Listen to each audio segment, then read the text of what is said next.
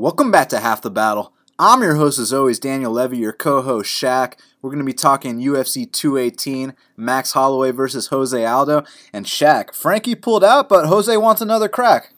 I mean, and rightfully so. I feel like this was the better option out of Cub, Lamas, Ortega, and I feel like Aldo, he's the greatest featherweight of all time. He should get his rematch. And we got Francis and Overeem. I'm looking forward to that fight a lot, man. I want to see if Francis is the real deal or if Overeem is going to, finesse him. And it's going to be a good card. Man, also we got Cejudo taking on Pettis, Gaethje versus Alvarez. It's a great card. But let's start on the prelims with Razak Al-Hassan versus Sabah Homasi. We got Razak, he's minus 245. The comeback on Sabah Homasi is plus 205. And let's get right down to business on this one, Shaq. I mean, yeah. Initially this was going to be a pass for me because, I thought the line was going to be minus 300, minus 350, but that wasn't the case. And I was very impressed with Razak's last fight against Omari Akhmedov. I know he let a lot of people down losing that decision, but, I feel like a lot of people are under the assumption that he gassed out in that fight, and that's not the case at all. He fought one of the most underrated guys in the division, Omari Akhmedov. And, I mean, if you look at the size of Omari in that fight, I mean, he was way bigger than Razak, and Razak's huge, and Omari had to move up to 185 after the fight. That just shows you how big Omari is, and Omari had so much more experience compared to him. Omari had already taken his L's, and Razak hadn't, and it was time to take his L. So now that he's got that out the way, I feel like this is a favorable matchup against Sabah. Sabah, he's a tough guy, but let's not forget that. I mean, he lost to Carrington Banks. Granted that Carrington Banks is a very good 155er. He's a 155er. He lost to Carrington Banks on tough. And then he fought Jorge Patino in Titan. And, I mean, some of those exchanges were real sloppy. Let's just say Jorge Patino caught him a couple times. And, the Tim Means fight, it was a one-sided bludgeoning. Tim took it easy on him. And I think that this is the fight where Sabah's style just plays into Razak's game. He can't take him down. I don't see him outstriking him. I actually see Razak having the better cardio. And I think Razak's going to put him out, somewhere in the first or second round. At the worst case scenario, if this goes 3 rounds, if that guy that showed up and fought Omari like how he did in that 3rd round comes to fight Sabah, I don't see Sabah making it the distance. So did you put money on it? Yeah, I did. I got minus 230. I got 4.6 units on it to win 2, and Razak's going to get the job done. Yeah, I know I hyped Razak up a lot his last fight, and he lost a split decision. It was what it was. It was just first L time. But listen, Vic called me last night, and he said, bet the house on Razak Al-Hassan. And I was like, I already did, brother, because I put 5 units at minus 230. I simply think this is a case where, just like Rumble Johnson used to do when he would fight scrubs, he puts them out early, he handles them exactly how he's supposed to. I think that's what's going to happen here. There's a complete and utter athleticism difference. I mean, with Razak, we're dealing with a guy who was a judo qualifier. He's an Olympic-level athlete, and he's been training with Johnny Hendricks for a very long time. I'm not talking about, Johnny Hendricks that's, showing up after eating 5 cheeseburgers. I'm talking about the Johnny Hendricks that fought GSP. I'm talking about the Johnny Hendricks that beat Carlos Condit. That guy. That's the guy that Razak's been training with for years. And I know Omari Akhmedov took him down, but guess what? Razak got back up every single time. And Omari is so much bigger. You look at the size on Omari. There's a reason that he moved up to 185, and he's going to fight Marvin Vettori his next fight. But now with Sabah Homasi, Sabah's the guy you bring in, to give someone a big win. And that's exactly what's going to happen here. And you look at Sabah's fight with Tim Means, and, you can excuse it because it's Tim Means, but then you say to yourself, okay, well, what about his fight right before Tim Means won, the fight that got him into the UFC? He goes in there with Jorge Patino, and Shaq, let me ask you something. How old is Jorge Patino? 45 years old. He went in there with a 45-year-old, and he struggled to get him out of there. Eventually, he did. It was like, wow, finally, Sabah, finally you got this guy out of there. But when you're struggling with a 44-year-old in there, and I don't care if that 44-year-old knocked out Jacare 20 years ago, which actually did happen, by the way, Shaq. It's just one of those things where Sabah is simply not on this level. Not to mention the guy's been knocked out about 4 times. 5 times if you count the amateur days, which I do count. So, it is what it is. So, I think this will be his 5th or 6th knockout loss. And I think Razak's going to come out here and style on him. I put 5 units at minus 230, and I'm very excited for this opportunity. Now, next up, we got Felice Herrig. She's minus 140. The comeback on Cortney Casey is plus 120. Now, we unsuccessfully faded Felice Herrig last time against Justine Kish. You going to take your chances here again? No, not at all, because, prior to, her tough career, I mean, that was pretty embarrassing on her part, that random Marcos loss. And then, she comes in against Paige Van Zandt and, I mean, completely quit those last 2 rounds after winning the first. And then she took a good 2 years off, got her levels right, got an easy fight against Kylan Curran, took care of business. Then she gets matched up with Alexa Grasso, which she was like a big underdog in that fight, and she beat her hands down. I mean, it was a good performance. It seems like she's got her mental thing figured out as of right now, you know what I'm saying? Because none of these chicks have been able to put her in a predicament where she starts questioning herself mentally. And, hey, what can I say about her last fight against Keish? She made Keish shit herself. I mean, she completely dominated Keish in every aspect of the game. So, it was a very good win. Cortney Casey, she's one of these chicks that is super tough. Like, that's going to be the interesting thing about this fight, because Cortney Casey gets in your face. Cortney Casey likes to slug. The thing with Cortney Casey is she reminds me a lot of,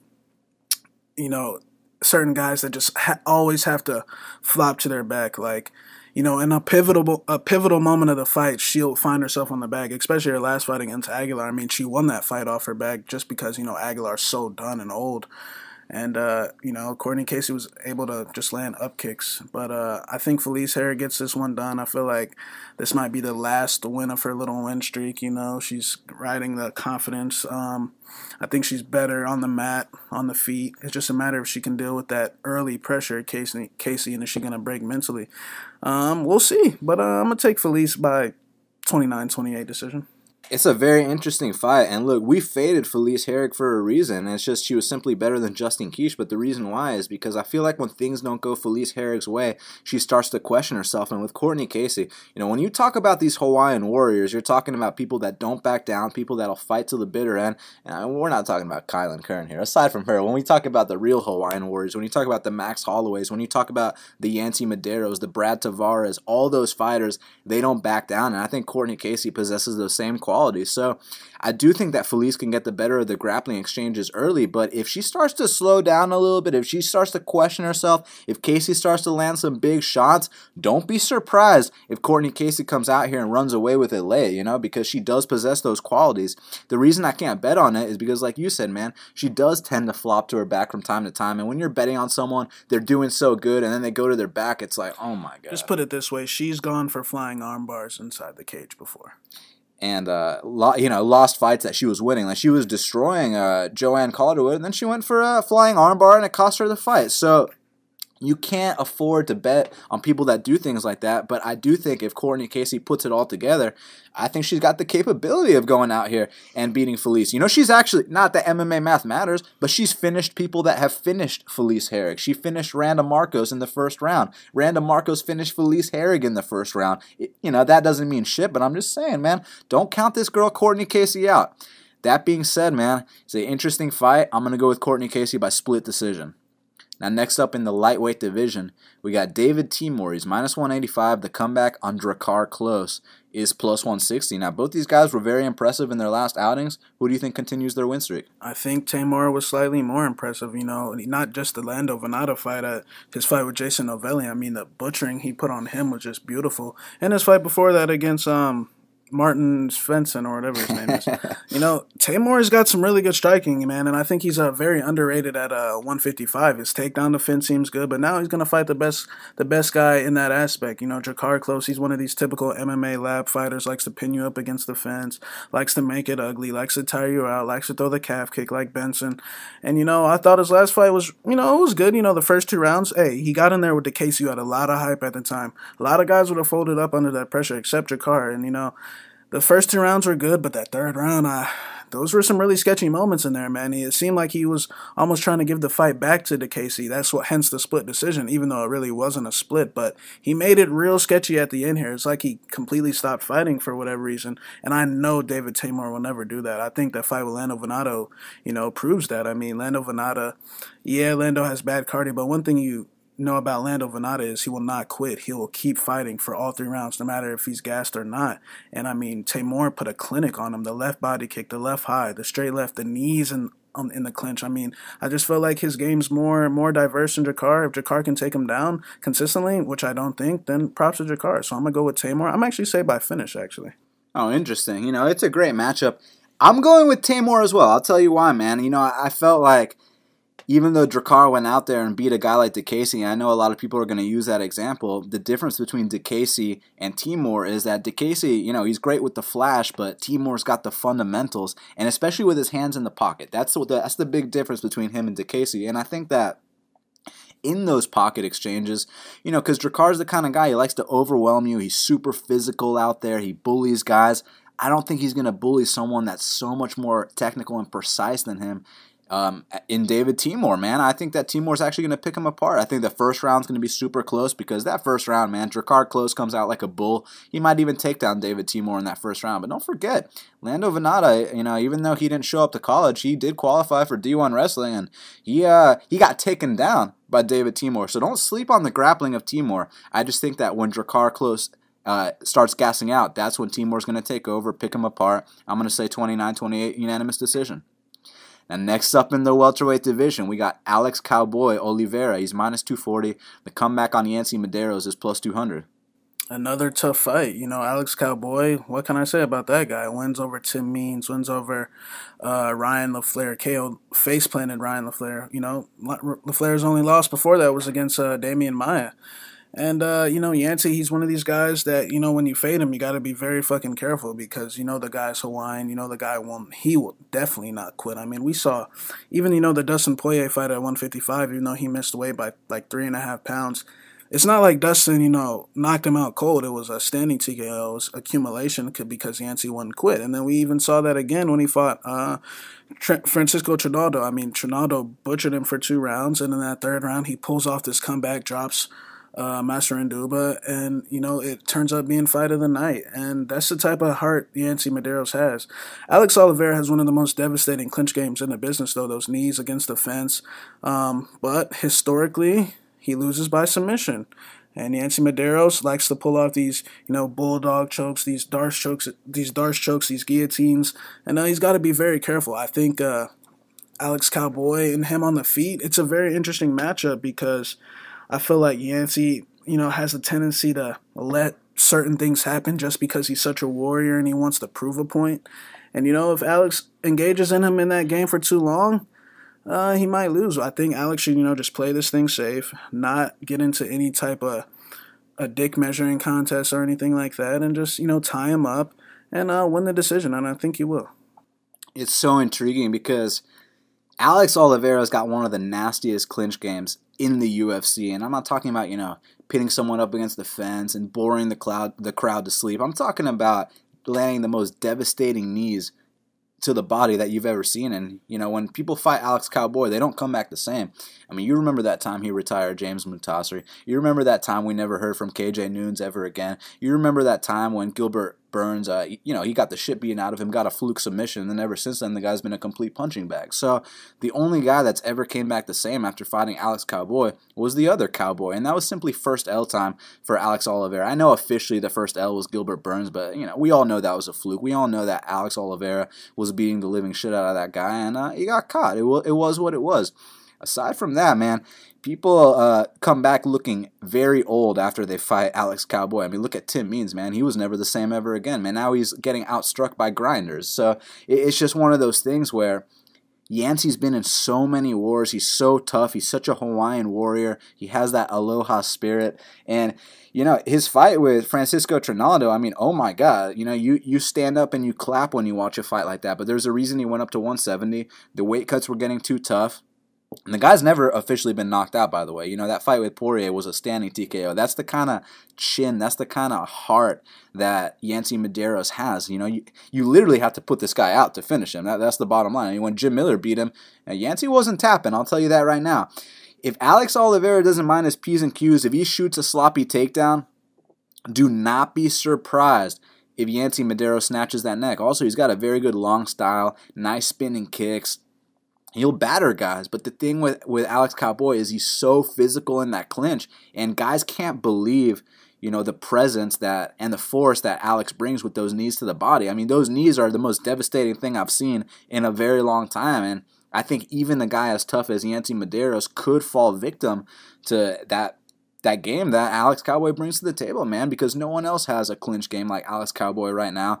And I do think that he's going to be able to break down Yancy Medeiros along the way and win a decision. But he has to be super careful here, man, because one mistake on a guy like Yancy's an opportunist. Yancy will finish a fight at the drop of a hat. So I understand when you see a plus 200 next to a guy like Yancy Medeiros, I completely understand why you'd be tempted to take the shot, and I don't fault anyone for doing that. I just simply think that Alex Oliveira is too much of a physical presence in this spot, and I think that he'll win the decision. Now, next up in the lightweight division, we got Paul the Irish Dragon Felder. He's minus 135. He's coming off the commentating duties, and he's taking on Charles do Bronx Oliveira, who's plus 115. It's a great fight. You know, Charles looked good his last fight, and Felder looked good his last fight. Felder, I mean, what can I say about that guy? You know, his UFC debut against Jason Sago. That was a good performance, man. You know, I thought that was a very good fight. So, you know, I told myself, let's keep an eye on Paul Felder. Then he gets the fight with Danny Castillo. You know, I don't even think I was betting, or if I was at the time, but, you know, I actually did pick him to win that fight because, you know, you fade Castillo every fight. And he looked amazing in that fight. To be honest, I thought he was going to be a world champion after that fight. I thought that performance was literally perfect. I mean, Castillo didn't land a single strike. Felder played with him from the opening bell, and he toyed with him, and he knocked him out stiff. And then, you know, he gets...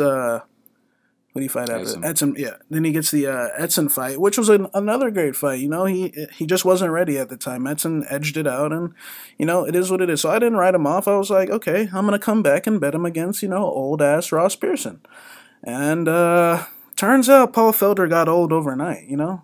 Watching that fight, I was like, is this a joke? Like, what happened to the guy that fought Edson? And Danny Castillo was like he aged 25 years, and he ended up losing that fight. So I was just like, man, whatever. And then he fights Cruikshank after that. It was a loser goes home fight. And let's not forget the guy lost the first 2 rounds against Cruikshank as well. But luckily, you know, Cruikshank quit, which, you know, he was known for, and Felder got the job done. And then his career ever since then has been so hot and cold. I mean, I bet this guy to finish Josh Berkman, you know, and he can't even do that. And then, you know, he arguably lost that fight, if we're being honest as well. And then he fought Trinaldo.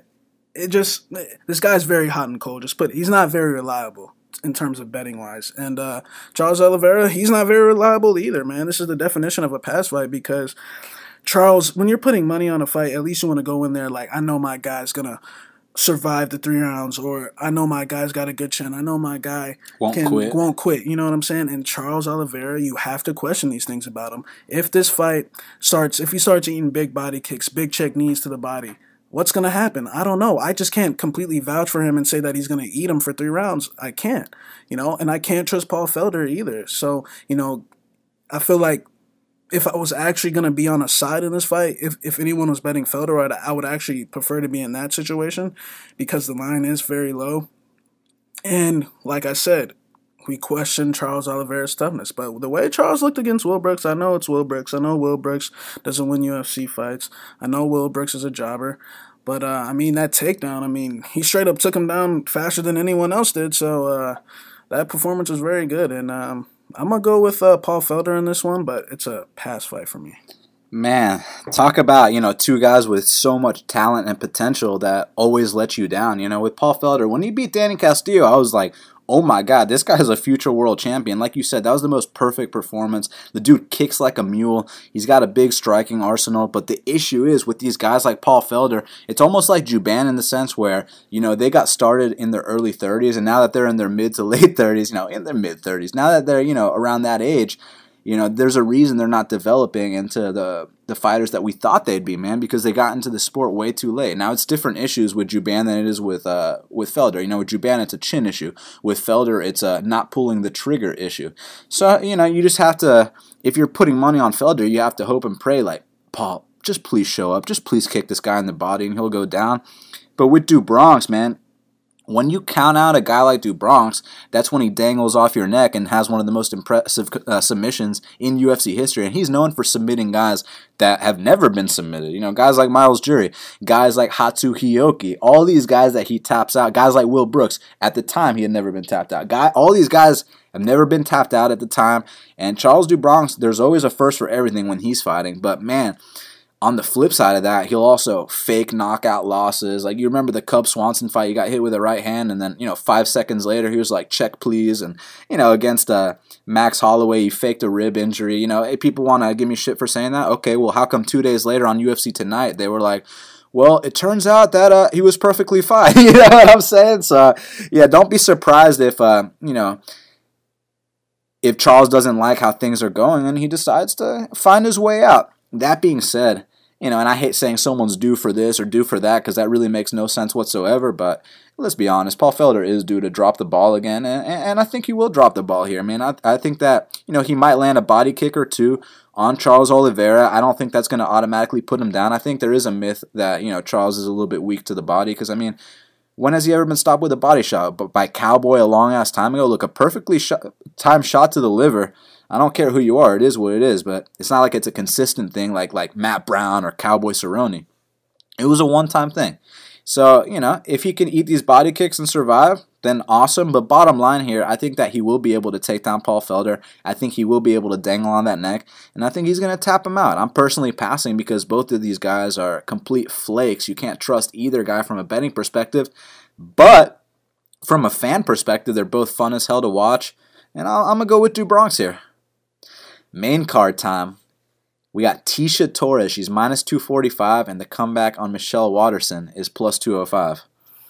Another great fight, opening up that main card. Tecia Torres, one of the most reliable chicks in terms of betting-wise. I mean, generally, even at minus 245, you generally don't see that next to Tecia Torres' name. I mean, I'll be the first to tell you, when you play Tecia Torres, ever since, man, it's always -5, -4. Her last fight against Juliana Lima, I had to parlay it at minus 385. And that's the type of line. And now you're getting minus 245. I got minus 130. I did 2.6 units on it straight to win 2. And I think Tecia gets the job done here. If we look at Michelle Waterson's history, she's been to decision 2 times in her career. One, she won a split decision, and the other one, she lost. She lost a decision. She's been knocked out before. She's been finished, and like I said, she generally has to have a quick finish to win these fights.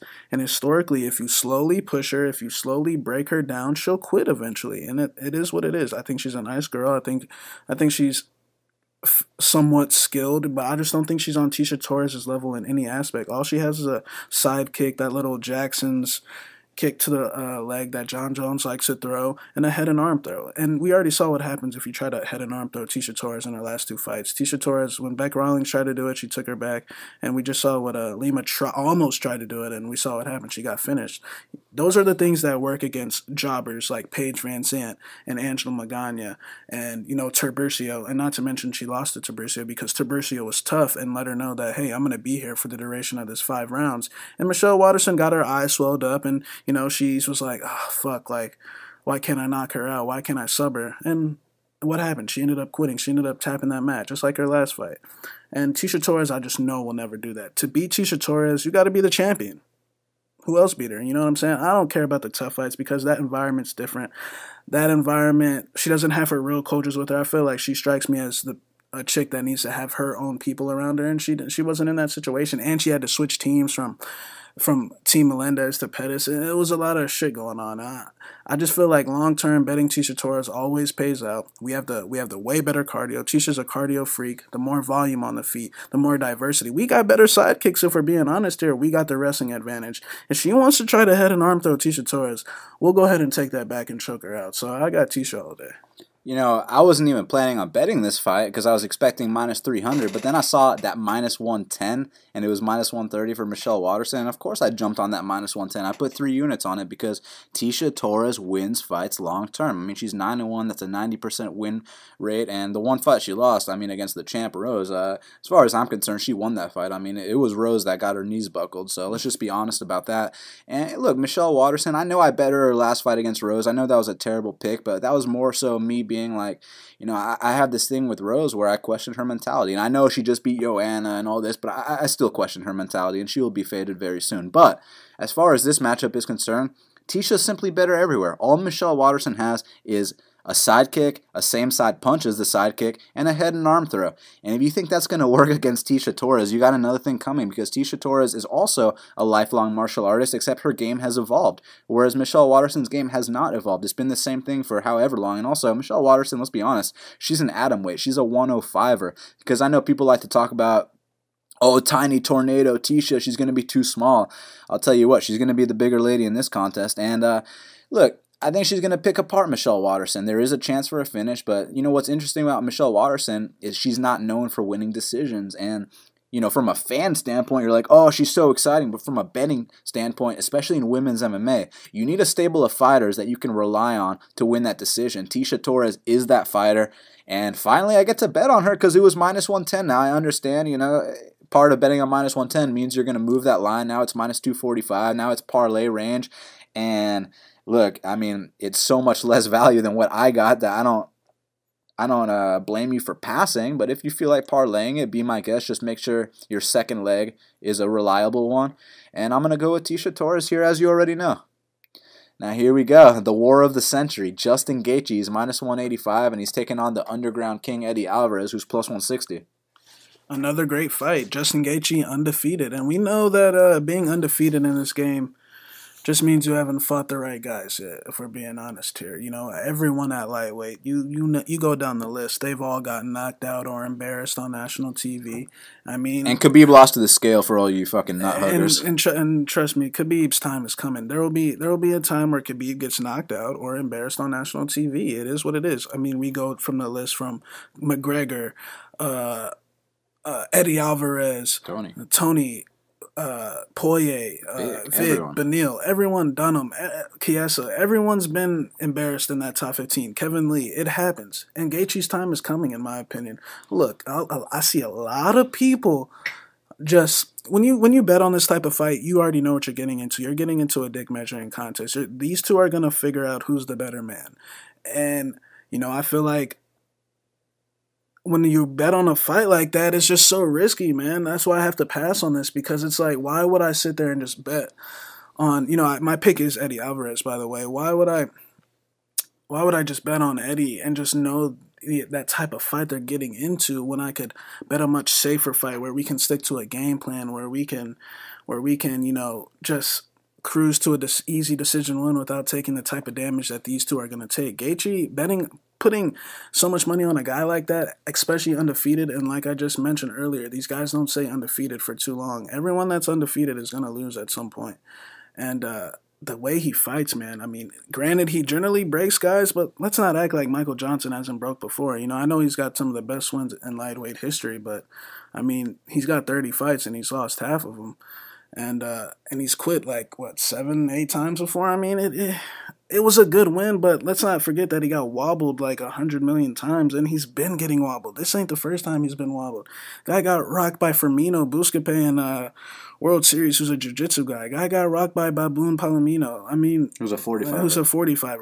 The guy gets rocked a lot, and it's like, how many times can he get away? I know he's got these leg kicks but one of these days, somebody's going to knock him out before he can get that even going, man. I mean, the guy literally comes out there to get hit and just drown you, and you can't get away with that forever. I know everyone's just buying into the hype where he's going to do it again. He's going to do it again because of his last performance, and that's just not the case. I think Eddie's going to get this one, man. Historically, when Eddie Alvarez engages in these type of firefights, he wins. You know, the McGregor one I don't consider a firefight because McGregor's technical. And I feel like Eddie's been having such, you know, trouble lately. Not even really trouble. I mean, he lost one fight. But I feel like because these guys like Poirier, these guys like McGregor, these guys like, you know, these guys know how to fight technically in the midst of a brawl, as where Gaethje is just plodding forward with the basic shell up, eating shots, and just trying to drown you. And I feel like the openings are going to be there for Eddie. Granted, it's up to him to survive the low kicks. It's up to him to survive Gaethje's will. And I think Eddie's the type of guy that can. But I feel like in terms of his last few opponents, all those guys know how to fight technically in the midst of a brawl, like Rafael, like McGregor, like Anthony Pettis, like Poirier. These guys know how to fight technically and, you know, slip punches and land, as where Gaethje is there to eat punches. So, you know, we're going to see what's going to happen on passing just because, like I mentioned earlier, the type of fight that it's going to be. I would not be shocked if Gaethje drowned him again, but like I said, be very careful betting this guy because his time is coming. Like I said, everyone at lightweight has either been knocked out or completely embarrassed on national TV, and his time's coming. It's no different. He's not a god. He's not different than the rest of these guys. If you bet on this fight, get ready to age 1,000 years because this is going to be the sweat of the century. And I see people, betting $1,000 on Justin Gaethje. I mean, how could you feel confident putting that kind of money down when you know exactly what kind of fight this is going to be? Like when I put that kind of money down, I want to for a decision. Yeah, for example, like Yan Zonan last week, that was a big bet. To beat Kylan Curran. Like I don't have to risk. I don't have to sweat her. Brawling wildly and getting rocked 100 million times. You bet $1,000 on the type of fights like that, like Randy Brown and Mickey, where it's just a complete mismatch. You bet them. Alex White versus Mitch Clark. You bet the mismatches. This is not a mismatch in any sense of the imagination. Yan Zhang, a lot of people didn't know that was a mismatch. We had a big advantage on the feet, and this is not that type. You can't tell me one real area Gaethje has an advantage in. So it's one of these situations where, both guys are very prone to getting knocked out. Even though Gaethje's never been knocked out and Eddie's been knocked out, don't let that fool you because that first knockout loss is right around the corner for Justin Gaethje. It's just a matter of, is it going to be this Saturday? Is it going to be his next fight? Is it going to be in 3 fights? I really don't know, but I feel like the fact that he's so exciting blinds people to the flaws in his game. The dude's getting tagged up every single fight, not just against Michael Johnson. What about against Luis Firmino? What about against Luis Palomino? What about Cobb? What about against Brian Cobb? You know what I'm saying, man? Melvin Gillardi went to a split decision with. He's been fighting a bunch of bums on the regional scene. Now he's in the UFC, and he beat a guy that's 1-4 in his last 5 fights. And now he's fighting the underground king. It's going to be super intriguing because you don't often see Eddie Alvarez lose a brawl. When Eddie Alvarez loses fights, for example, the McGregor fight, McGregor's a very technical guy. The Dustin Poirier fight, even though Dustin was lighting him up and Dustin was fighting technical, someone got knocked out in that fight and it wasn't Eddie. Let's just leave it at that. And Dustin's one of my all-time favorite fighters, but the reality of that fight is if that was in Pride rules, Eddie would have won the fight, but it wasn't, so it was a no contest, even though it should have been a DQ win for Dustin. But it was what it was. It just showed you that you can hit Eddie with the kitchen sink, and the dude's going to still try to come back, but you can say the same things about Justin Gaethje. So from a betting perspective, I think it's dog or pass because this is going to be a firefight. This is going to be the war of the century, and historically speaking, Eddie Alvarez does good in the brawls. You look at the Michael Chandler fight. You look at the Rafael Dos Anjos fight. I mean, one doesn't simply go out there and knock out Rafael Dos Anjos, and, I got a theory about why Rafael didn't go, down on his back out cold is because of that titanium jaw. You saw Gleison Tebow rock him. He did the chicken dance. You saw Anthony Showtime Pettis land a clean shin to chin. And then you saw Eddie Alvarez land that death punch and Rafael still won't go down. That's credit to that titanium jaw. And we're going to be talking about that titanium jaw when he fights Robbie. But that being said, man, I don't believe Justin Gaethje has the power to knock out Eddie Alvarez with one punch. I think if he finishes Eddie, it has to be an accumulation because that's what Justin Gaethje is known for. He's not known for going out there and one-hitter quitting guys like Anthony Rumble used to do. What he's known for is the volume of his attack. Now, here's the one reason that I'm not going to bet Eddie Alvarez. Because when he lost his UFC debut, it was the exact same game plan that Justin Gaethje is looking to employ, which is break your opponent down with leg kicks. And Eddie Alvarez had no answer for the leg kicks in that fight. And I'm not exactly convinced he's going to have an answer for the leg kicks in this fight. But at the same time, Justin Gaethje is going to get wobbled about 100 times here. Is this finally going to be the time where he goes down? That's the hardest thing for me to predict. So from a betting perspective, it's Eddie or pass. But for a pick, I'm going to say Justin Gaethje breaks him down with the leg kicks. Now next up, things are about to get really interesting. Henry Cejudo, he's minus 280. The comeback on Sergio Pettis is plus 240. Now, Shaq, we both bet on Sergio when he was plus 320 the first time. Now we're, missing about 80 cents of value. But still, when you see a plus 240 next to someone of Sergio's name, I do feel as if he's being disrespected. Of course he's being disrespected. And look, Henry Cejudo's he's a top 3 flyweight. The guy's a tank. I mean, the guy's very aggressive. He's tenacious. I know he won't quit. He comes forward. He hits very hard. Olympic gold medalist. It is what it is. But, you know, everyone hyping up this performance against Wilson Hayes like it was just like the next coming of God is a joke to me because, I mean, when you really look at it, he was lying like minus 600 in that fight for a fucking reason. He's fighting Wilson Hayes. Now look, Wilson Hayes is my boy. Wilson Hayes, I like Wilson Hayes. He's a nice guy. He's a top 10 flyweight. But I mean, what's his skill set, Dan? Jiu-jitsu. He's a jiu-jitsu guy. What's Wilson Hayes known for being on the feet? Shitty. Chinny and shitty. I mean, it is what it is. The guy's chinny, you know.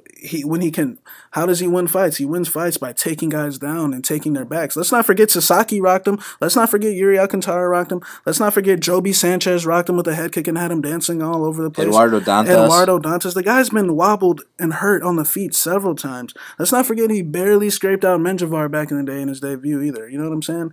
That's a favorable matchup for Cejudo. What is Wilson Hayes going to do? Take him down? What is he going to do? Outstrike him? What is he going to do? Tie him up for 3 rounds and win a clinch fest? That's why he was lying minus 500. I mean, what everyone's like, oh my God, that performance was amazing. His stance, oh my God. What is he going to come out? Is he going to come out karate against Sergio? I mean, if he does, by all means, let's see it. You know what I'm saying? I'm not saying Henry's a bad fighter. He did what he had to do. He went out there and treated Wilson the way he was supposed to. But let's not forget about the fight before that. A lot of you are under the assumption that he got robbed against Benavidez, and I'll tell you right now, he didn't win shit of that fight. If we're being honest, if you rewatch that fight right now, besides the knockdown, it kind of reminds me of the Marlon Moraes-Dotson fight. Besides the early knockdown, Benavidez and Marlon Moraes won everything in that fight. And real quick, make sure when you rewatch these Cejudo fights take the commentary. Mute that volume so you don't have to hear, Joe Rogan on Cejudo's It doesn't dick. bother me because I know how to, separate the two and whatnot. But fucking, he whiffed on a whole bunch of shit. And I know Benavidez is the #1 flyweight in the world, but Benavidez is getting up there in years, and he still got Benavidez. Benavidez is very lucky that he wasn't able to fight Ben 10 that night because he wouldn't be the #1 flyweight in the world no more is all I got to say. Wait, Ben 10 stepped in. Wait, Elliott stepped in for Benavidez? Yeah. Okay, yeah. So you know what I'm saying? Ben 10 would have took care of business there. But, and it's like he got Benavidez in a way that was like, it was kind of funny to me because everyone thinks he got robbed, and it's like, if you rewatch it, like, yeah, he comes forward, but Benavidez did what he does to everyone. He stood on the outside, made him whiff, and landed the more effective shots. He couldn't take Benavidez down, which Henry can never do. He can take down Wilson, who's already rocked, and he can take down Chris Carriazo, but when he can't take down Chico Camus, a teammate of Sergio's, but he can't take down fucking Formiga, you know what I'm saying? These guys are, but I just don't see him take. Sergio, he's been taken on before, but when we talk about Sergio Pettis, I mean, the guy's only 23 years old, if I'm not mistaken, 23, 24, one of these things, super young, but so experienced. I mean, we remember that fight with Caceres back in the day, who's a 45er, by the way. I mean, even though he lost that fight, I thought that performance was so good for a guy that young, fighting a guy so much taller than him. Like, Caceres is like, what, 5'11", maybe? And Sergio's like 5'3", 5'4", And, I mean, he was still landing high kicks on a guy that high, you know what I'm saying? And then, after that, the Ryan Benoit fight, let's not act like Benoit's not the heaviest hitter at flyweight. I mean, if you can name a guy that has bigger force on his punches than Benoit, at flyweight, I'd really like to know. I mean, Benoit has crippling power. And, he got caught. It happens, like Duke Rufus told him. It's a part of the process. This happens to every fighter. They start off good, and then, boom, all of a sudden, damn, what the fuck happened? I got caught. And, Cejudo, he had to figure out, like, look, I can't be too aggressive against a guy like Benavidez, or does he in his head think he won that fight still? Maybe he didn't think there was anything wrong with what he did. And, the DJ fight, no excuses, DJ is on a different class than all these guys, but I honestly believe that Sergio can use the same style that Benavidez did at a way better and a way cleaner rate, man. I think Sergio can, if he stays very careful the first round, Henry does come out like a bull that first round. I think in rounds 2 and 3 that he can make Henry look real silly, man. I feel like people are just under the assumption that he's going to take and hold Sergio down. Who's he ever done that to? They're under the impression he's going to come out here and lay Sergio out. Well, but they think that Henry has multiple options, and it's like, one, who's he knocked out? Wilson Hayes? Who else? Crickets. Who else has he knocked out? And who else has he even dropped? Let's take it a step exactly. further. Who else has he even really, like, dropped floored with punches before? the guys, yeah, it sounds like he's hitting hard, but his power doesn't really translate to crippling guys and putting them down cold. And, Sergio, that Moreno fight, I know Moreno's a little overrated, which we predicted, before that fight. We cashed out on Sergio. Plus 140. You know what I'm saying? And Sergio was the underdog in that fight. Just look at his last two fights. Moraga, who's, in my opinion, the second or third hardest hitter at flyweight. We just saw what Moraga did to Magomed Bibulatov. He KO'd him stiff with a vicious left hook, and Sergio ate that same left hook completely fine and dropped him and made him look silly in rounds 1 and 3. The second round was a little sketch because Sergio has a tendency to like to play off his back too much, but hopefully in this spot here he doesn't try to do that. Hopefully he comes out here, and don't be surprised if he sweeps Henry off his back either, because I'm telling you, Sergio's throwing up some nice sweeps from bottom, man. He's got a guard. I think he's way better than his brother. I think his guard's better than his brother's. It's not comparable. Yeah, I think he's a complete mixed martial artist. Exactly, his brother isn't. Exactly. And I think Sergio's going to open a lot of eyes here, man. I think, like I said, I respect Cejudo. Cejudo, but he beat Wilson Hayes. Calm down. Big whoop. It's not that big of a deal. Let's not act like Wilson hasn't been rocked 100 million times. And I think Sergio's going to come out here, probably lose that first round. But in rounds 2 and 3, I think he's going to see Henry's shots coming from a mile away. I feel like Henry's going to be swinging at air just like the Benavidez fight. And I feel like Sergio's going to be landing in that jab, that straight right, the left high, making him look silly. And I just feel like he's going to win a 29-28 decision here. Yeah, I think people are putting way too much stock into that Wilson Hayes performance. Like you're gonna look me in the eyes with a straight face and tell me that Henry's gonna come out here with a karate stance against Sergio and bust him up like he did to Wilson Hayes. I mean, look, if he does that, then hey, my hat's off to him. Much respect, but I don't see that happening at all. I don't see that happening by a country mile, man, because that was Wilson Hayes. Wilson Hayes, ducks into the punches. He shoots for sloppy takedowns. He's got no stand-up whatsoever. It was just a tailor-made matchup for Henry Cejudo, and you never seen Henry Cejudo use that karate stance before. He was using it because he felt like this fight was a joke. I guarantee you right now, he comes out here trying to play karate with Sergio Pettis, and he's going to eat a bunch of shots that he doesn't even see coming. And not only that, we talk about his Olympic wrestling. Look, I'm sure in a pure wrestling match, he'd go out there and beat Sergio, but this is MMA, and MMA wrestling is a different animal, and Sergio's got a very good get-up game. And I know people like to talk about, oh, Sergio's got such a shitty chin. Well, let's talk about that for a sec, because I think it needs to be addressed.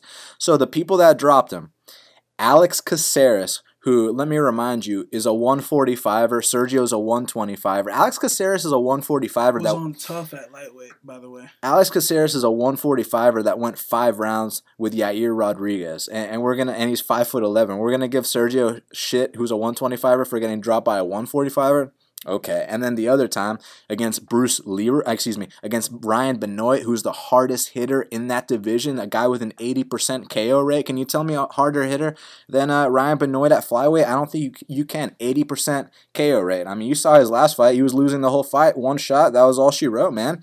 And I'd say Moraga is the second hardest hitter. And Moraga hit Sergio with a hard shot. Sergio ate it like no problem, and then he returned with some shots of his own, and he dropped and wobbled Moraga. You've never seen Moraga get dropped and wobbled ever in any of his UFC fights. So just shows you, man, Sergio is looking super calm out there. He's looking super technical out there, and I think that now that, it used to be a case where he was like, oh, I'm Anthony's little brother, and, he felt like he had to live up to the expectations, but now, the Pettis name now. But now he's better than his brother, and I mean that 100%. I mean, look, when we talk about his brother, at the time when Anthony was the champion, Anthony was, I was thinking like, man, this dude could be the next Anderson Silva. He's jumping off the cage, he's kicking Benson Henderson's head into the 5th row, he's doing all these things, but he never evolved, and the sport went way past him. And Anthony's known for his flash and his swag. Sergio's a technician out there, man. Sergio will perform surgery on you out there. And if Cejudo wants to test out his,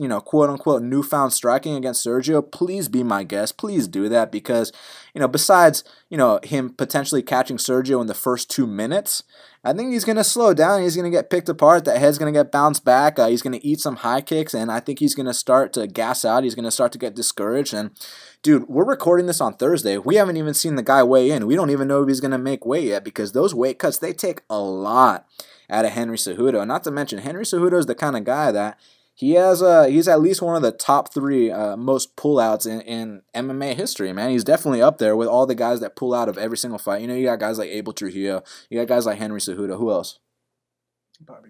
Bobby Green, you know, Henry Cejudo is right at the top of that list, man. He pulls out of almost every fight, and it's not because he got sick or this.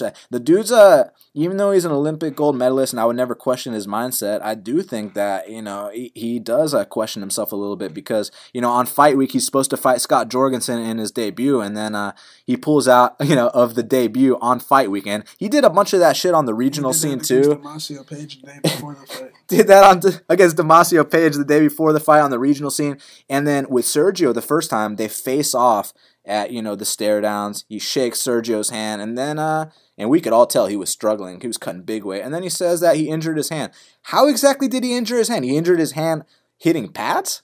Like, are you guys buying that bullshit? I don't buy that one bit, and I think he's going to struggle to make weight here. And even if he makes it, I think he's going to gas out after the first round, and Sergio's going to take over. So, look, the first round, if Sergio loses it, it's going to be either because Henry is that explosive that he's able to come out here and catch him, or Sergio throws a stupid kick, it gets caught, and he ends up on his back. But it's not really like Henry's known for keeping that top control anyways. So, look, I'm putting 2 units on Sergio Pettis just like I did last time, and I haven't done it yet because it's plus 240. I think it's going to get even big. I think it's going to be even bigger, you know, because I think that the hype that Cejudo has because he knocked out fucking Wilson Hayes, who has absolutely no stand-up whatsoever, and he came out in this karate stance. Like, who gives a shit? So I think that's going to get the line even bigger, but I'm not going to be too greedy. I'm going to wait about an hour or 2 more, and if it's still plus 240, I'm just going to go ahead and move in. I was thinking I could get plus 25, but again, I'm not going to be too greedy. I'm going to put 2 units on Sergio, and I think he's going to open a lot of eyes. We'll see what happens, and if Henry really is really is the real deal, and if Henry really has this new evolved striking and he's able to implement that on Sergio, then hey, I've never been one to make excuses about an L. I've never been one to, you know, hide away. I'll be the first one to give him his props, man. It is what it is. You know, when you're a long-term winner, you can accept taking an L from time to time. It is what it is. No big deal. That's why, you know, it's funny. I went on a little skid, but I'm still up over 32 units this year. That's called proper money management. That's called knowing what the fuck you're doing. So it's not about the individual picks. It's about the process. And Sergio Pettis plus 240, that's part of the process. So I'm putting 2 units on it. Now, next up, the co-main event of the evening. Francis Ngannou, he's minus 260. The comeback on Alistair Overeem is plus 220. This fight is very cut and dry, in my opinion, you know. I think Ngannou, you know, I know they want him to be the future UFC heavyweight champion. I know they are pushing, they're moving him to Vegas. They're putting all the money and efforts, the people around him, into becoming the UFC heavyweight champion. But at the end of the day, the UFC brass can't fight for him. And I mean, we're not just talking about a step up in competition. We're talking about a huge step up in competition. And, you know, lately, these type of matchups have been going in favor of the vets. Now, Overeem, I mean, I feel like his style is very cut and dry. We all know the deal with Overeem. It's plain and simple. He's the better fighter, but what happens when he gets hit? Sometimes, 10 times he's gone down in MMA, and I'm sure he'll go down again at some point. You know, will it be here? But we know in the future that this is just how Overeem operates. I feel like he's the second best heavyweight in the world, hands down. It's just one thing, the chin. He has no other flaws in his game, in my opinion, besides chin. And, you know, and he gets hit, it's because he's always either a big fight like Stipe where I don't know what the fuck happened. He just like freaked out because of the moment.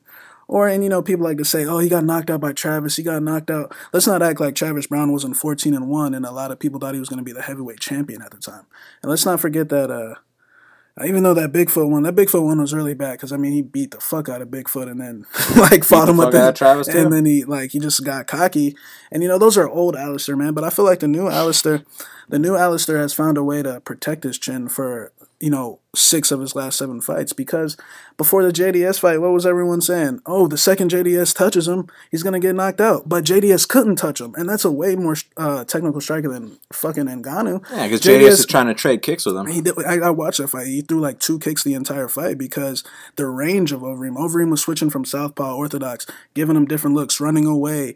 JDS started getting a little frustrated. Overeem would blast him with the left body kick because Overeem has the best arsenal of strikes at heavyweight, hands down. And I mean, what happened? JDS got so frustrated that he did something stupid and he got caught with the left hook and went down. And, you know, what was Mark Hunt supposed to do? Oh, the second Mark Hunt touches him, it's going to be over. But he couldn't because Overeem had a different strategy for that one. He knew that he could tie Mark Hunt up and just land knees. And guess what? Mark Hunt got knocked the fuck out. And, you know, Ngannou, there's so many questions about this guy. He's like, I almost put him in the same category as Gaethje, not in terms of, you know, eating shots, but there's so many questions about the guy. Yeah, I know he beat Anthony Hamilton, but it's not like Anthony Hamilton ate a punch from him, just if we're just being honest.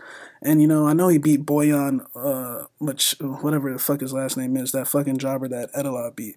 I know he beat, you know, a 5-0 Curtis Blades that was training at a UFC gym, and I watched that fight. That was very ugly, but I'm not gonna lie, I do feel the force of the punches, and like I said, when you bet Overeem, you do it in certain spots, and maybe this probably is a spot, but like, and it was at the similar line that he was against JDS. But, you know, it's something I just don't want to get into this weekend. I'm not sold on Ngannou at all. How's his chin? We know Overeem's chin is shit, but how's Ngannou's chin? It hasn't been tested. You know, when you're fighting Arlovsky and, you know, granted, he made Arlovsky look worse than Tybura. And Ngannou put him away quicker than Overeem did. Ours was better, though. But, you know what I'm saying? And, you know, granted, but let's not act like Stipe and Overeem didn't prep that chin for those losses. You know what I'm saying? And but he did what he had to do. But how's his chin? I don't know. How's his wrestling? I don't know. I've seen him getting taken down by, you know, ugly shit, you know what I'm saying? How's his other overall game? Everyone's just making an assumption, oh, he's training at the Performance Institute. So what? You know, Josh Stansbury was training at the Performance Institute at one point. Like, I understand the guy they want him to be. They want, just like they want, you know, Sean O'Malley to be the guy. They want all these other guys to be the guy. But at the end of the day, he's nowhere near the level of Overeem. I honestly believe that. And I feel like I said, it's plain and simple. If Overeem gets hit flush, then he goes down, then hey, it happened again. But what happens when this fucking guy? I think Overeem's going to come out here. I think that Ngannou's not even going to touch him for the first round. I feel like Overeem is going to finesse him to a point where it's just going to be clear that who's the better fighter. But if Ngannou can get past that and land, he'll probably knock him out. And let's not forget that Overeem can go 3 rounds, and Ngannou hasn't been 3 rounds. And we're more experienced. We've faced adversity. One thing you can say about Alistair Overeem, you know, his chin. That's the only thing you can say about him.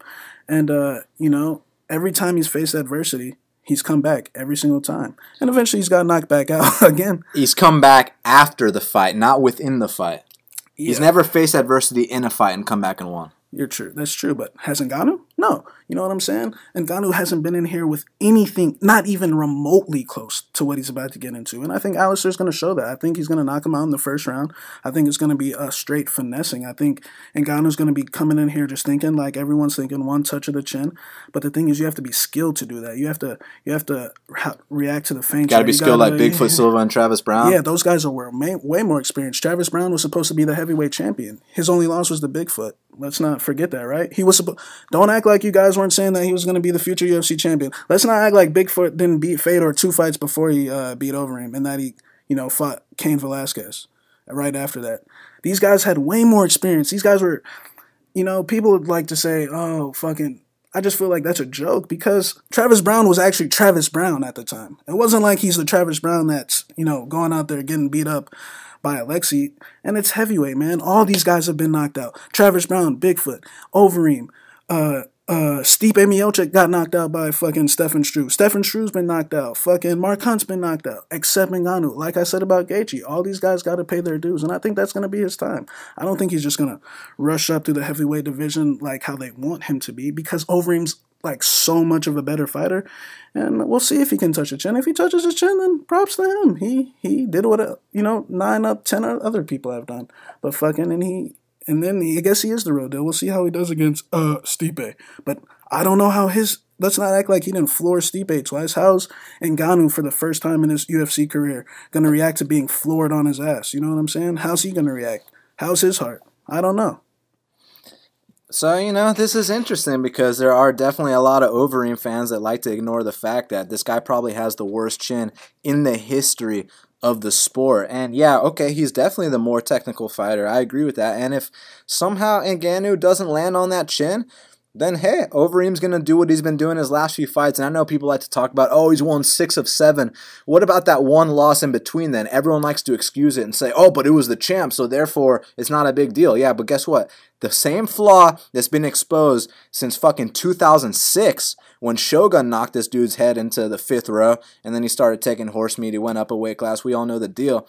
Was exposed again last year, was exposed the year before that, the year before that. I mean, look, man, he's going in there with guys like Bigfoot Silva. I remember the pre-fight talk, and he's like, 1 + 1 = 2, you know, as if it's just going to be the easiest contest. When you're fighting Bigfoot Silva, who is probably the chinniest fighter in the history of the sport, chinnier than Overeem, you're supposed to handle that guy in the first 2 minutes of the fight. You don't play around and take him down and not knock him out and then get knocked the fuck out by Bigfoot Silva. And then you get knocked out by Travis Brown after beating his ass. Then you get knocked. Then you go to Jackson. It's okay, now we changed up our style. Now we got this shell game. Ben Rothwell knocks you out. Like, I get these guys hit hard, but you're so much more technical than them. You're so much better than them, and they're still finding your chin. And guess what? You're so much more technical than Ngannou too. But Ngannou is 10 times the athlete that Ben Rothwell is. He's 10 times the athlete that Bigfoot Silva, Travis Brown, all these guys that knocked out Overeem are. And listen, you're giving me 15 minutes to land one time on this guy's chin. And I know I use similar arguments when he fought Big Country, but look, Big Country's a fat slob. It is what it is. Ngannou is a freak of nature. Ngannou is a guy, they flew out to the Performance Institute 2 years ago so they could groom their next heavyweight champion. They know exactly what they're doing here. And if it's going to be a bust, it's going to be a bust. But I don't think so, man. I think the only thing that's getting busted is that glass jaw of Alistair Overeem. I think he's going to take another canvas nap, and then, he'll come back, and maybe he can get a win over a Marcin Tybura or something like that. But I think the sheer physical presence, the force, the athleticism of Ngannou is going to be too much, and I think he's going to send Overeem flying across the octagon, KO'd stiff. And, we have a lot of Overeem haters, you know what I'm saying? But look at the guy's resume. Look what he did to Fabricio Verdum his last fight. The people like to say he hasn't come back from adversity. What happened in that fight? He got rocked and he survived. He held on because he finessed him in those 2 rounds. Fabricio fucking Verdum beat him twice. Beat JDS. Beat Mark Hunt. Everyone. And all these guys. Look at JDS. He's been, not JDS, but Verdum. He's been knocked out. This happens at heavyweight. I know Ben Rothwell's slower, but heavyweights, giants throwing punches, anyone goes down. Stipe lost to fucking Stefan Struve. You know what I'm saying? It's heavyweight. Anyone can go down at any time. Everyone has a shit chin when you really think about it at heavyweight. Because look, when we're talking about heavyweight, we're talking about fucking giants. We're talking about one shot can change everything. If this was at light heavyweight, middleweight, you know what I'm saying? I feel like, yeah, his chin, he's been knocked out, but the guy's got like 60 fights. He's got K1 fights as well. So when you really think about it, yeah, he's been knocked out. Yeah. At the end of the day, he's been knocked out. But this is heavyweight. Ben Rothwell's a fucking massive motherfucker. Like, if he touches your chin one good time, you know what I'm saying? But what happens if Overeem touches him? Let's not act like Overeem's a fucking technician and he hits like a fucking tank. Let's not act like these things don't exist. You know what I'm saying? And you know what I'm saying? The experience, just the overall skills. Ngannou's nowhere near this level, and we're going to find out. It's funny to bring up how, every heavyweight's been knocked out. You're right, Stipe's been knocked out 1 time. Cigano's been knocked out 2 times. Ben Rothwell's probably been knocked out twice. Kane's been knocked out twice. Verdum's been knocked out twice. Overeem's been knocked out motherfucking 12 times. This isn't some... When you say that, because Overeem has 5 the amount of times fights. Okay, Alexi's got that many fights. How many times he been KO'd? The guy lost to Chael Sonnen, so that's not even a question. So he should be X'd out of that conversation, you know what I'm saying? But fucking, it's just different, man. Alana Magov beat Alexi, you know what I'm saying? I'm just saying. Alexi's had the same amount of fights. He ain't been KO'd 100 times. Yeah, you're right. I know I'm right. But who's the better fighter, though? It doesn't matter who the better fighter is because you're right. Alistair is the better fighter than Ben Rothwell. Alistair is the better fighter than Travis Brown. Alistair is the better fighter than Bigfoot Silva. He's probably the better fighter than Ngannou, but he's going to take a canvas nap. I think Francis is going to be taking his... Me and him have a bet on this between ourselves. I think Francis is taking his first canvas nap, and he thinks Overeem's taking his 11th or 12th. But Shaq ain't about to put money on Overeem. I might, honestly. I'm not writing it out because, you know, I don't bet with my dick, you know what I'm saying? I don't bet on emotions. I feel like there's other safer things, and I don't want to sweat him eating a punch for 15 minutes, but I feel like this is going to go similar to the JDS, you know? Like, before that fight, I got so much shit for everyone. JDS was coming off the Stipe fight or whatnot, and they were saying, oh, bro, the second this thing touches, and I was just like, he's got to touch his chin first, just like Mark Hunt had to touch his chin. And I know guys have touched his chin before, but guys also haven't touched his chin before. You know what I'm saying? The top guys. Fucking. Yeah, but how weathered was JDS? Fucking 2 Kane wars, a Stipe war. The dude had nothing left. He had a year off in between fights, but what did he do his next fight? He went up and destroyed the guy that knocked out Overeem, Ben Rothwell, who everyone thought was on this fucking big fucking momentum swing, and he fucking treated him like a kid the next fight after that, and then he fought the champion and he got KO'd again. But, you know, that's how heavyweight is. Just like Derek Lewis versus Mark Hunt, everyone thinks Mark Hunt's completely done. Oh, one skull touch after the Overeem fight, he's going to take another canvas nap. But Derek Lewis had no business being in that fight because he's nowhere near the level of Mark Hunt, just mentally, just experience-wise. I just think we're dealing with a different kind of athlete than Derek Lewis and Ben Rothwell. You can be an athlete, but at the end of the day, you have to have the skills to touch him. I agree, and in my opinion, he does have the skills, and we're gonna find out. I cannot wait. You know, but props to Overeem because I'll agree with you on this. Even though he's never overcome adversity in a fight, he has overcome adversity in a fight. The Riverdale fight, he survived. Is that coming? He didn't get his ass beat in the third round and hold on. Did he come back and win the third round? Or he won the fight after, you know, finessing him for the 2 rounds. He could have got knocked out for the 12th time or the 11th time, but he said, hold on, bro, I'm going to fucking get through this and hold on because I know I won the first 2 rounds. He held on for dear life. And he didn't hold on for dear life. He got back up to his feet and didn't get a 10-8, and it was a 10-9 round. It wasn't a 10-8, so that is facing adversity. That's why one judge had it a draw. It was 29-28 over him. Majority decision. It was all cards. Wasn't it a majority decision? All cards. Should we bet that right now? Don't piece of bet you that right now. I'm pretty sure it's a majority decision. All right, let's look this shit up. Moment of truth coming up right here, right now on Half the Battle. Decision, all cards, 29-28. Majority decision. I win, motherfucker. What the fuck is up? Hey, but he got through that fight and fucking and like he did face adversity in that this fight. Motherfucker been owing me pizzas. I want him back on beta, you know what I'm saying? I'll knock him out again. But fucking like I said, even the Roy Nelson fight, I remember him coming back from adversity in that fight. I remember him getting dropped. Roy Nelson's a fat slob. He hits like a fucking truck though. But you said I'm not talking about that. I'm talking about adversity in fights. I've seen him come back in fights before. Well, this is gonna be interesting. I can't wait. Yeah. So main event of the evening, Max Blessed Holloway is -320. The comeback on Jose Aldo Jr. is +260. Now, it's not often you see a +260 next to Jose Aldo's name. This is actually the first time we've ever seen that, probably in his UFC history, in his WEC history, unless they didn't know who he was when he was fighting goddamn Luis Nogueira or something like that. But bottom line, you don't often see a +260 next to Jose, but I'll tell you what, when I max bet Max Holloway at +110 the first time, this is what I said. And I'm not saying this to be a genius or anything like that, but the bottom line is I said he's going to lose the first 2 rounds and come back. And the reason I said that is because Jose Aldo always wins the first 2 rounds. Jose Aldo looks like the pound-for-pound best fighter on the planet in that first round, but historically speaking, he always slows down. You saw the Mark Hominick fight with him getting pounded in that 5th round. You saw the Ricardo Lamas with him getting pounded in that 5th round. You saw the motherfucking Max Holloway fight with him getting finished in Brazil in the 3rd round. So now what do you think about this rematch, Shaq? You know, I want to stay away from this rematch because I don't like these type of fights. I think Max is going to win the fight. I'm not willing to bet it and find out on either side because this is a typical letdown spot. This is these are where the flukes happen in this sport. You know what I'm saying? You know, Jose has nothing to lose. The first time they fought, he had something to lose. This time he has absolutely nothing to lose. If he gets knocked out, that should have happened.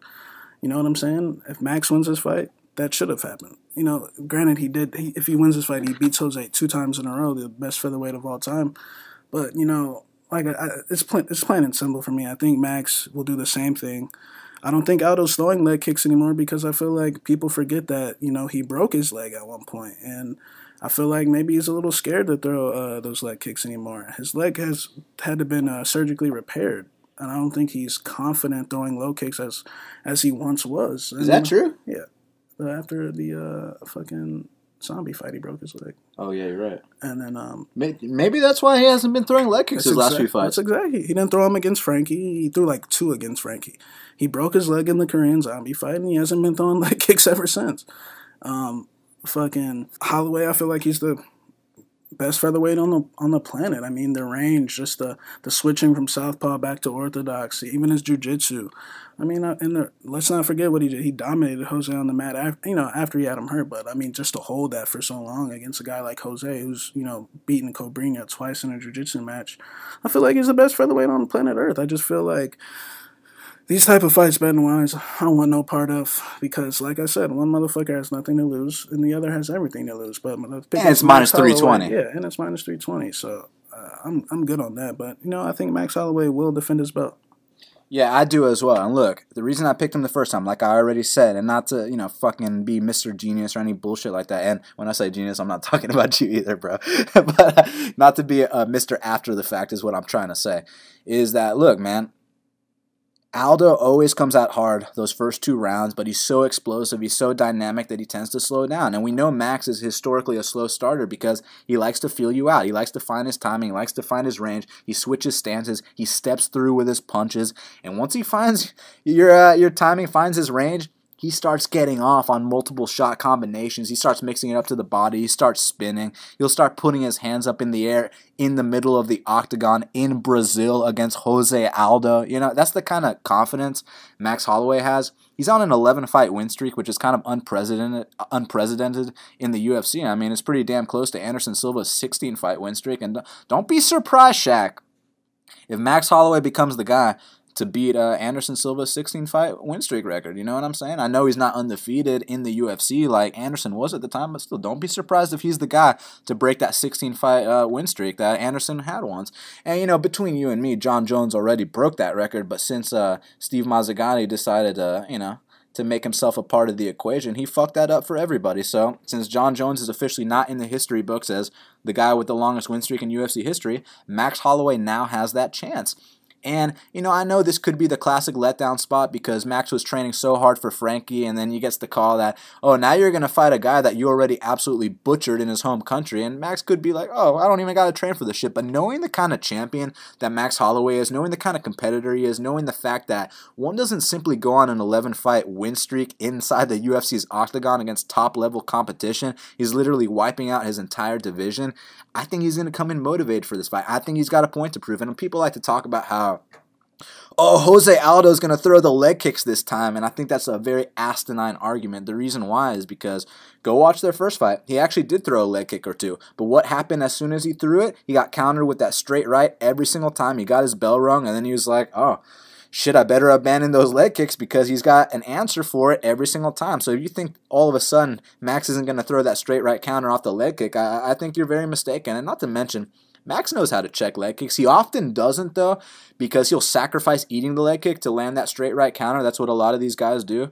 But don't make no mistake about it. That Ivan Flores striking that he's got, he definitely knows how to check a leg kick. And look, again, I think Aldo can come out here and win the first 2 rounds like he did the first time. But after that, man, he always slows down. And when you slow down against someone like Max Holloway, it could be all she wrote, and it was all she wrote the first time. And I think this time in Detroit, it's going to be and still.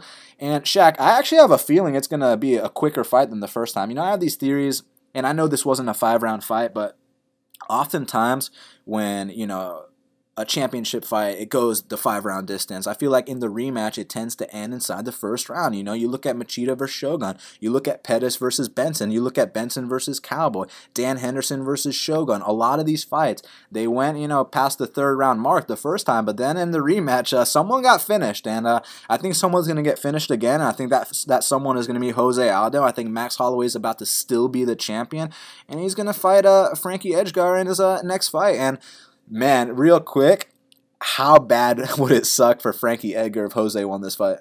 Yeah, I mean, his career would pretty much be fucked at that point. Yeah, it would be insane. So I think Max is going to win this, defend his belt, defend it a couple more times, and let's see if Mr. Zabit Magomed Sharipov can climb his way to the belt while Max is still champ, because that would be very intriguing. I mean, there's a lot more guys than Sabah. I'm saying we got Qatar fighting Burgos coming up. Ortega. Max has got a tough road. I don't know if he hits that 16 fight win streak. I can't wait to find out. But now, we got to call up Big Marley for the Big Marley Minute. And joining us now on the Big Marley Minute is Big Marley himself, the 5 times UFC DraftKings qualifier. What's going on, Kyle? Hey, man, not much, dude. I'm running hot lately, so I'm ready to keep this going. Oh, yes, you are. You know, it's funny, when I first got you on the show, you were a 2 times qualifier. Now you're a 5 times qualifier. I mean, how long till you become a 10 time? They got to come out with a new qualifier, because I got this current one maxed out. They're not going to let me have any more seats. So as soon as the next qualifier is announced, I'm hoping I get the first seat in it. Well, man, opportunity is calling, because 218, I have a feeling this is one of those cards where people are either going to look super sharp or they're going to look super square, because a lot of these matchups are toss-ups. But more importantly than that, let's talk about this main event real quick, because I know the first time you did pick Aldo, he went out there, he won the first 2 rounds. Unfortunately, he wasn't able to keep that pace up. Max Holloway did his thing. But at that time, Kyle, it was a pick'em. So anyone can understand a case for both sides. But now you got Max Holloway minus 320. We've never seen Jose Aldo as a plus 260 dog before. Now, even though I think Max Holloway is the way better fighter, you probably have to agree that there's definitely some value on the former champion. Yeah, I thought so. And I went ahead and bet him at that plus 250 just because of the change in lines, and they were even last time, and now I got to take a stab at the plus 250. I don't really think he's going to win. It was more just a shot at the line. I like Holloway a lot in this fight just because it's short notice, and we already saw this fight. So I think it's going to probably go about the same way. But, man, last time they were both 8,100 on DraftKings, and this time we have Holloway at 9,300. And we have Aldo at 6,900. So seeing Aldo all the way down there, the second cheapest person on the card, it's really hard not to click his name. So I'm having a tough time on this one on DraftKings, man. I'm going back and forth. I think I might just go 50%, do half my lineups with Aldo, half of them with Holloway, and then stack in cash. But, man, I'm having trouble on this one. How you seeing it? I mean, I'm seeing it for Holloway just like I did the first time, bro, because, look, and I'm not trying to sound like some genius or whatever, but I did say Aldo's going to win the first 2 rounds and he's going to slow down like he always does. It's not because I had a crystal ball. It's because I saw it firsthand when he fought Hominick. I saw it firsthand when he fought Lamas. I saw it firsthand when he fought the Korean Zombie. I know the injury happened, but look, man, the dude always slows down after the second round. And you know who's one guy you don't want to slow down against? That's Max Blessed Holloway. And also, a lot of people are talking about how, oh, he didn't throw leg kicks, so this time he will. It's like, firstly, Aldo hasn't really thrown leg kicks his last, 5 fights, man. I feel like after he broke his foot against the Korean Zombie, he kind of abandoned that part of his game. And it's interesting because I was listening back to an old episode of Half the Battle because I was trying to see how I broke down this matchup initially. And you brought up a very good point, Kyle, and I kind of brushed it to the side, and I kind of feel bad for it because now I'm thinking about it. And you said, do you think the reason Aldo hasn't been throwing the kicks is because of what happened to Anderson with his leg break? And at the time, I kind of brushed it aside. But now I'm like, bro, is that the reason? Or was it that he broke his foot against Korean Zombie? Yeah, I mean, dude, I have no idea. I'm hoping we see him again in this one because I'm taking my stab at him, and he's going to need to be kicking that leg in order to win. But I don't know. Maybe it's a mental thing. I doubt it's with Silva. You never know. But it's hard to think. I mean, it was around that time, right, when he kind of stopped throwing those leg kicks, I feel like. I don't know. It's just got to be in the back of his mind when he throws them, especially when he's had a broken foot. He knows the dangers that can come with it.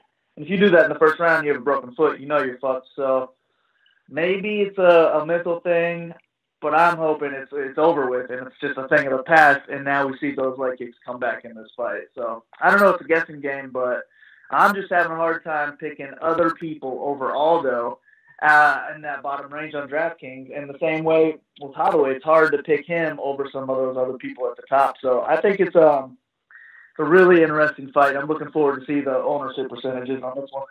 Yeah, no, I just feel like if he throws that leg kick, he's going to get countered with a straight right every time because a lot of these guys that don't check kicks, they'll sacrifice eating the kick to be able to throw that straight, and that's exactly what Max Holloway does, so whether he does that again remains to be seen. I cannot wait to find out. But look, a fight that a lot of people have been going back and forth on is this co-main event between Francis Ngannou and Alistair Overeem. Now, I have Francis Ngannou. Shaq has Overeem. Where are you sitting on this one?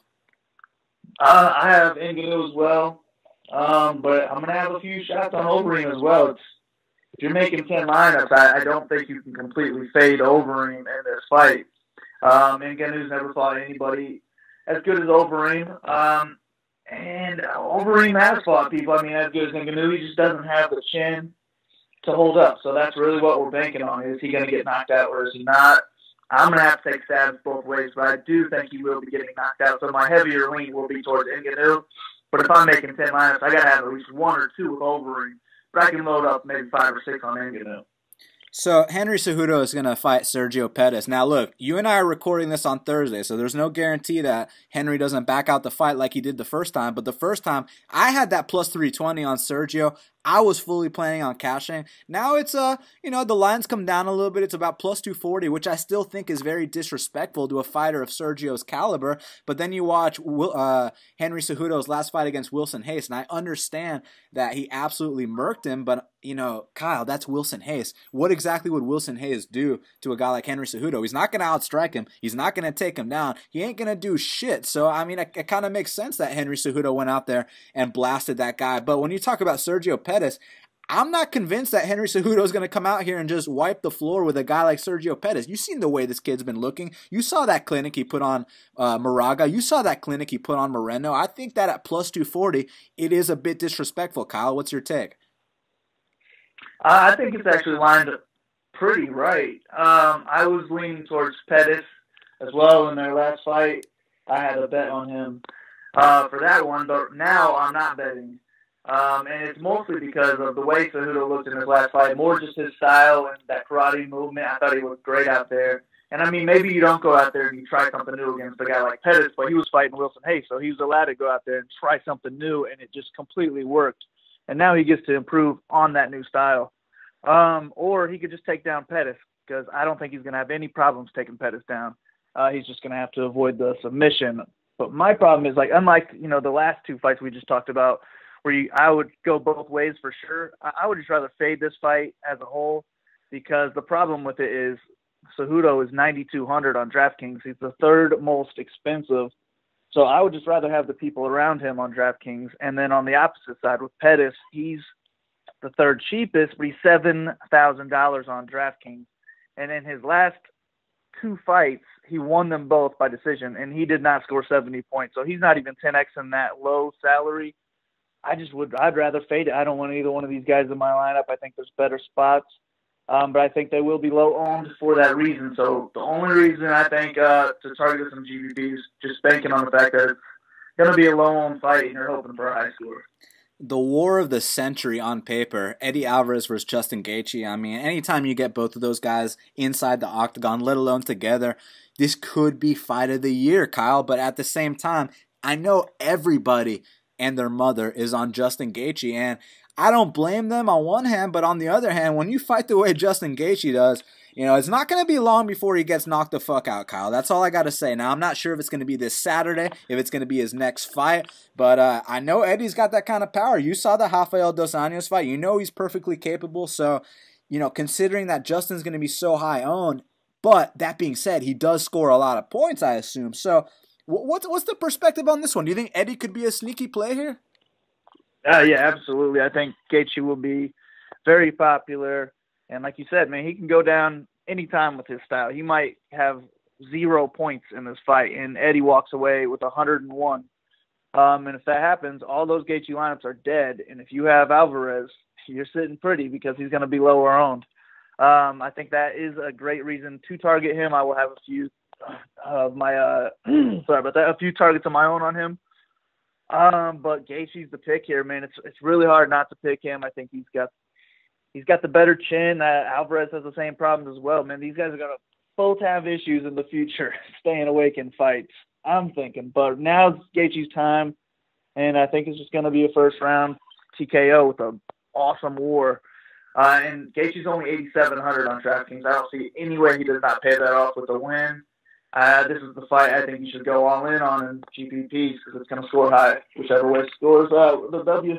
So I know we're going opposite ways on this one, and at the current line, I don't blame you for taking a dog shot on Waterson at plus 205, and Tecia, she's minus 245. But Kyle, when I played Tecia, I got it minus 110, and I'd have to assume if this was still a pick'em that you'd probably lean that way. But at this price, can you explain to the public why you're going with Michelle Waterson here?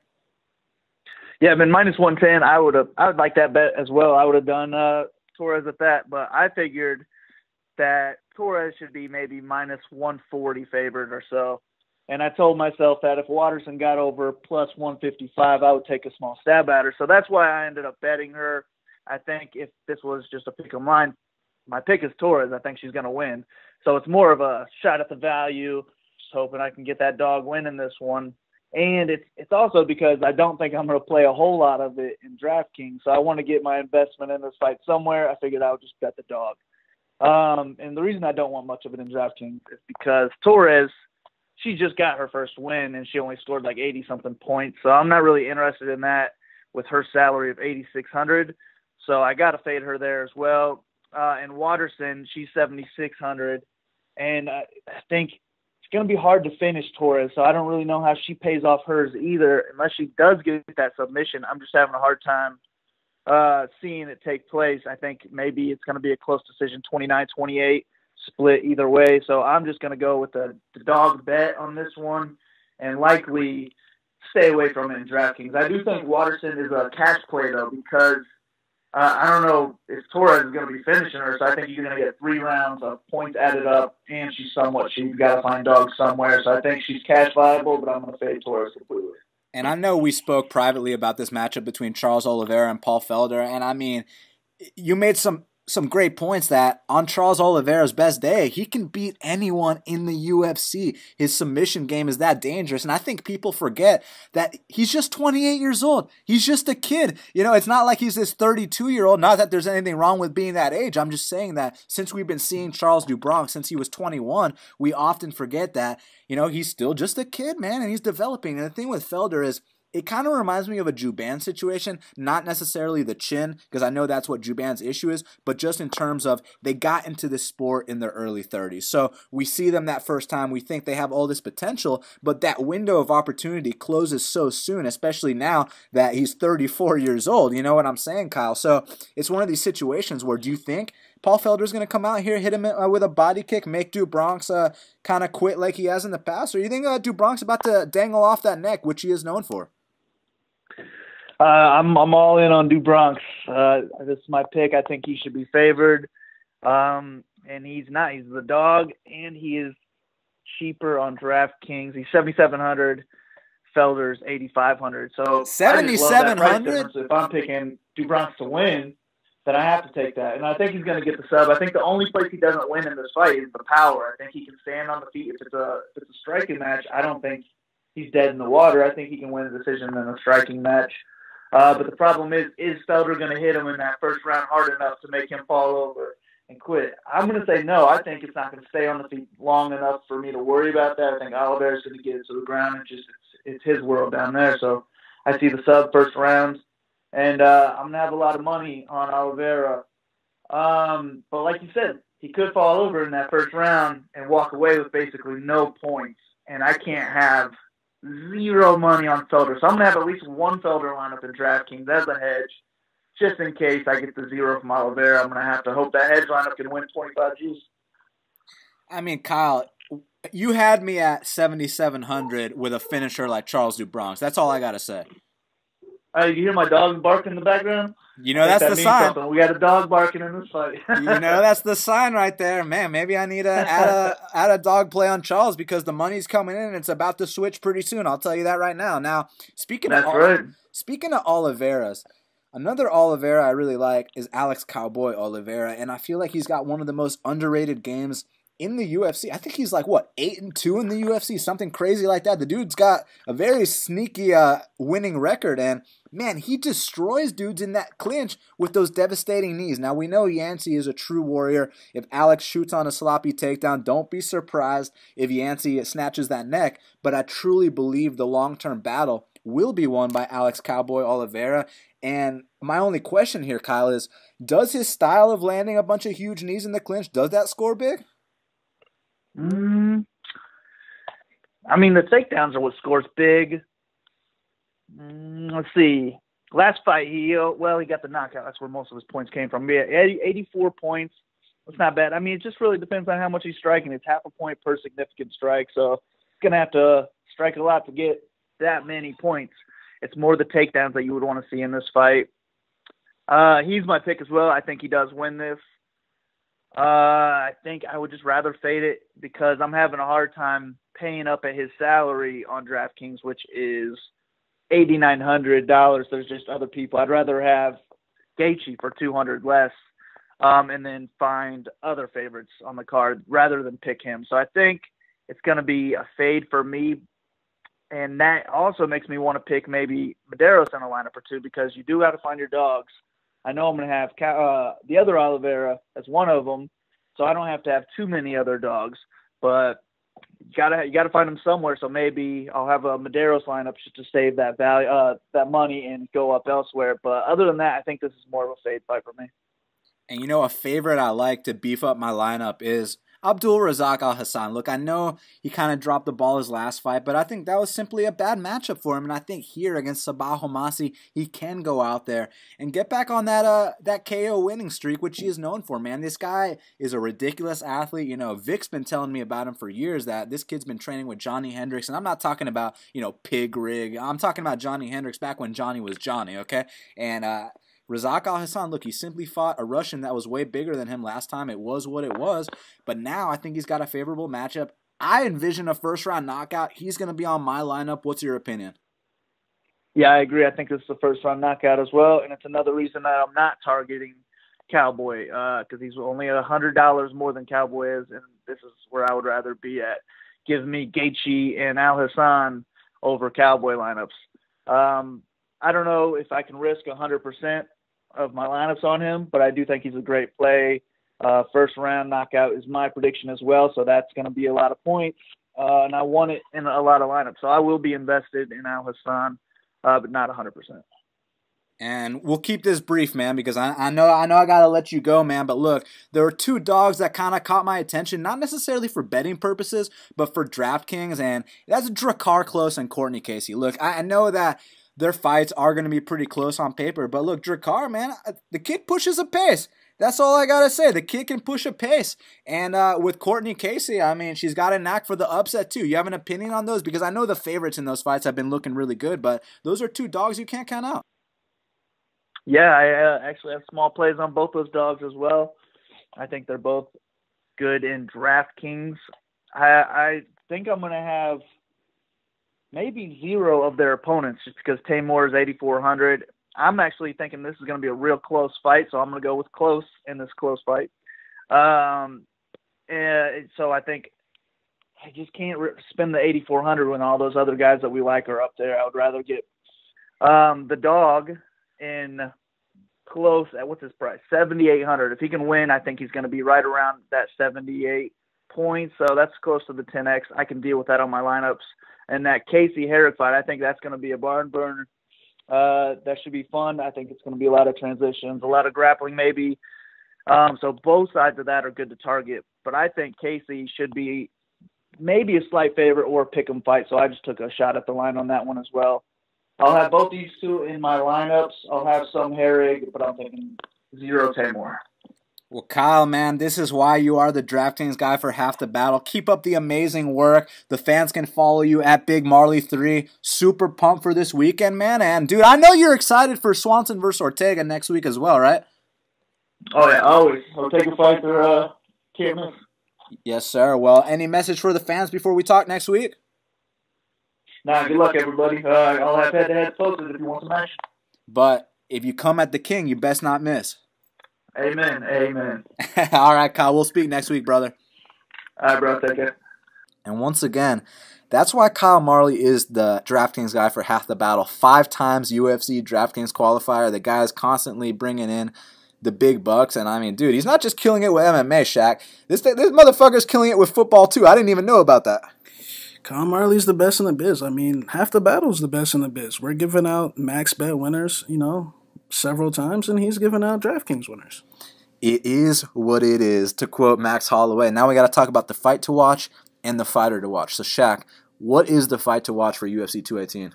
My fight to watch is going to be Overeem versus Francis Ngannou. It's either cut and dry. We're going to see if Overeem does it again, or is Francis really the real deal?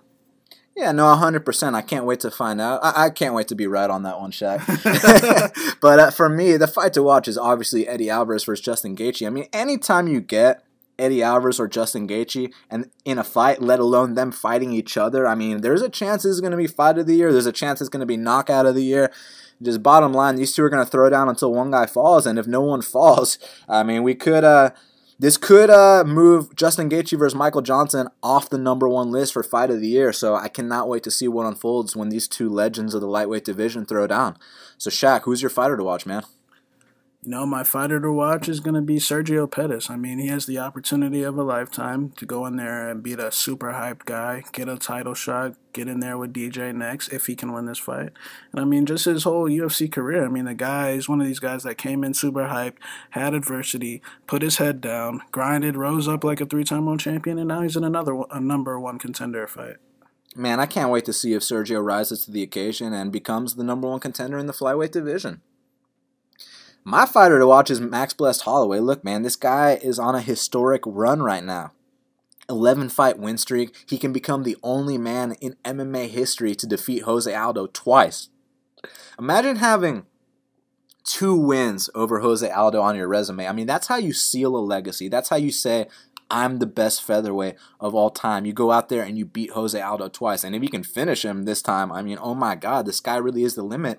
And then you look at the featherweight division. You look at guys like Frankie Edgar. You look at guys like Brian Ortega. Even the up-and-comers like Yair and Zabit.